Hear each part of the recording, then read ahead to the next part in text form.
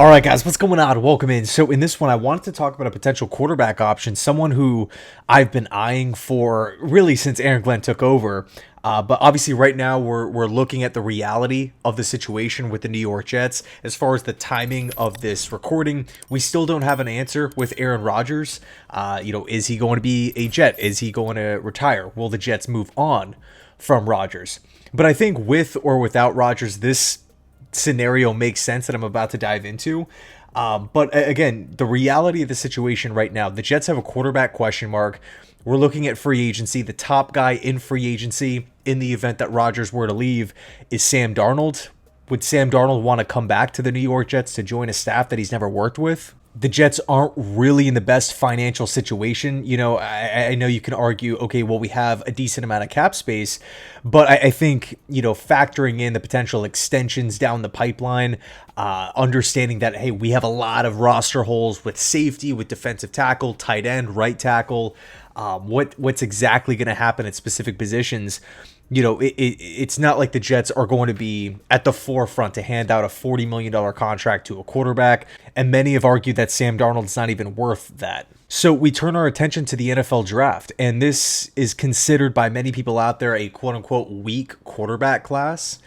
And so, Cam Ward, Shedeur Sanders, both guys probably going to be off the board by the time the Jets select at spot number 7. So, if you're the Jets, do you want to maybe reach on a quarterback, QB3 in a weak QB class with that, with a top 10 pick, 7th overall? Or, again, a team with a lot of needs, should we just go out and maybe go BPA? Maybe a Mason Graham falls to the Jets. I mean, that would be just awesome, potentially sealing up that right side of the offensive line. The Jets can go in a bunch of different directions, but quarterback at spot number 7, unless it's, one of the top 2 guys, feels like a massive reach. And speaking of those other quarterbacks, you're just left wanting more. Jackson Dart, Jalen Milroe, kind of the headliners coming into the Senior Bowl. They didn't really do much to separate themselves from the pack. There were some good, there were some bad. And then you have some other names as well, right, thrown into the mix. Quinn Ewers, Dylan Gabriel, Will Howard. One guy that I'm pretty interested in is Kyle McCord. He was not at the Senior Bowl, but he was at the Shrine Bowl, and he was absolutely, he was the best quarterback there. No debate. No debate at all. If we take a look at the Jets' current depth chart, we have Aaron Rodgers, again, question mark there, but Tyrod Taylor's under contract. Jordan Travis is under contract, still on his rookie deal. Hopefully he's going to be 100% good to go, right? Training wheels come off, and he can just hit this training camp full go, right? Full green light, and everything is okay with the injury. But ideally, you'd want to add one more guy, especially if Aaron Rodgers is not going to be there. And so I wanted to propose a trade idea and get your thoughts on Hendon Hooker, the backup quarterback from the Detroit Lions. Now, Hendon's in a weird spot because he's not the franchise quarterback. He's not the guy with the Lions. That's obviously Jared Goff, someone who is just a complete master of that system over there, and is going to fit exactly with what John Morton wants to do in this upcoming season. Goff's not going anywhere anytime soon. Hendon Hooker's 28, but doesn't really have NFL experience. So again, you're kind of in this weird spot where, yeah, highly talented. Yeah, there's upside there. But in the event that Jared Goff goes down week 10, week 11, week 12, starting to, really get into those meaningful games in late November, early December, is Hendon Hooker the guy that the Lions are going to entrust moving forward? Because he just doesn't have that experience. I don't know. It feels very unlikely. I mean, we can look back at this past season.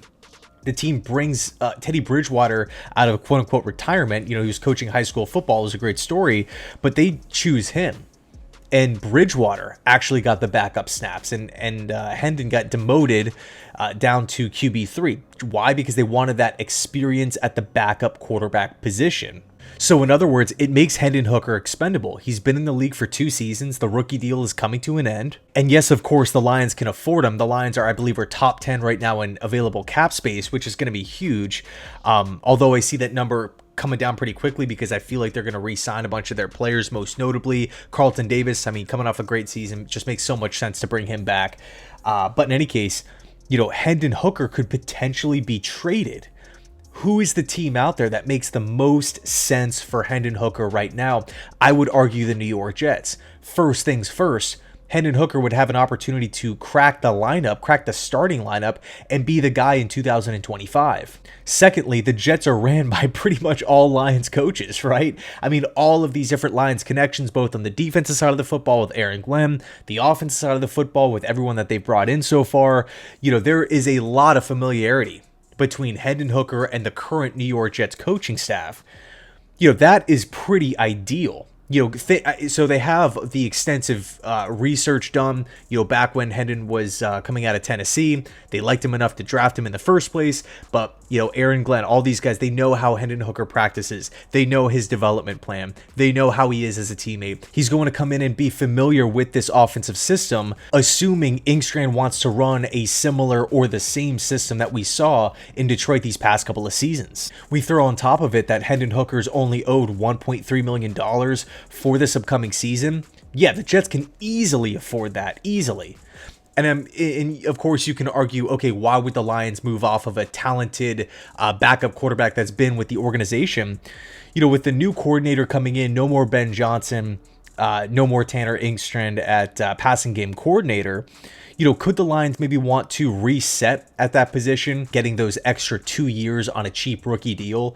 Because if Hendon Hooker's not going to be the guy this season, Kyle McCord wouldn't be the guy. Jalen Milroe wouldn't be the guy.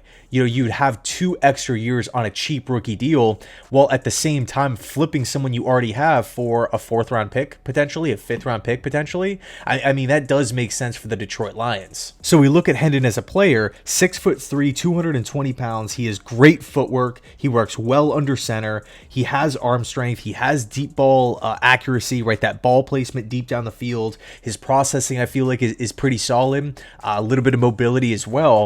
Obviously, we haven't seen Hendon Hooker perform well in the regular season. Not that he's performed poorly. We just haven't seen much of him at all. So we really have to focus in on the preseason tape. And what we saw in preseason was a decisive quarterback who was making plays, constantly picking up first downs, and moving this Lions offense.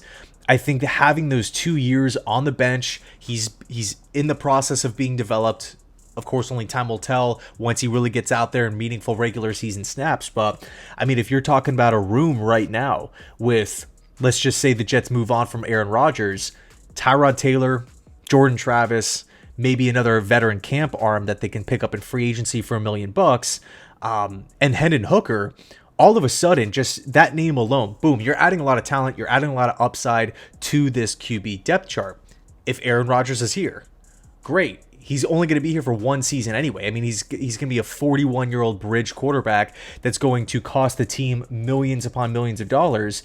He's not going to be here in 2026, despite the Jets having to pay him over $60 million in that season, assuming there's no pay cut or some sort of restructure. But despite that, Hendon Hooker would now have another season on the bench where he's getting paid right around the same amount for 2026. Right around that $1 million mark.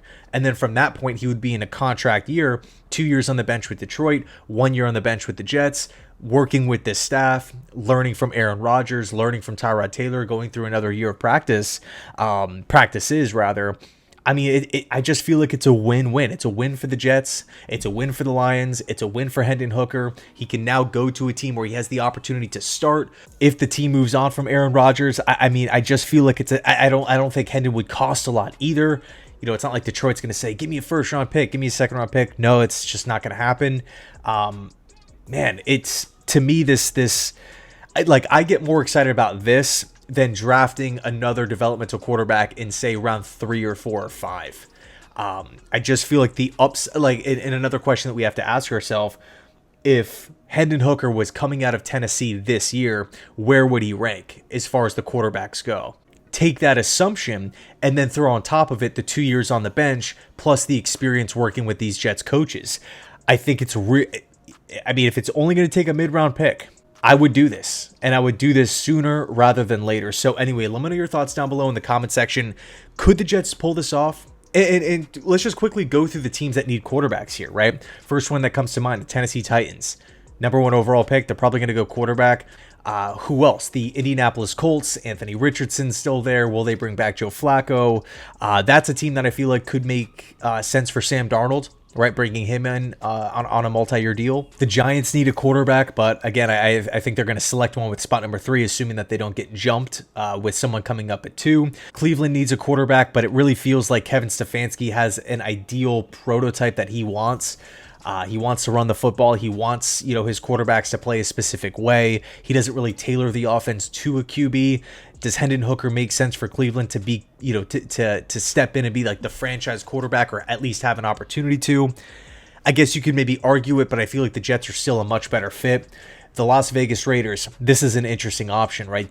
Darrell Bevel, the team's new offensive coordinator, Pete Carroll. This is, a staff that has worked well with developing young quarterbacks. I feel like the Raiders make a lot of sense here, but I would still opt for the Jets. There's a lot of buzz around Russell Wilson joining the Las Vegas Raiders.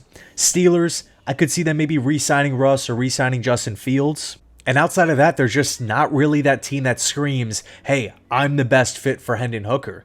It's the Jets. The Jets are the best option. So let me know your thoughts down below. Thanks so much for watching. I appreciate you guys. And as always, go Jets.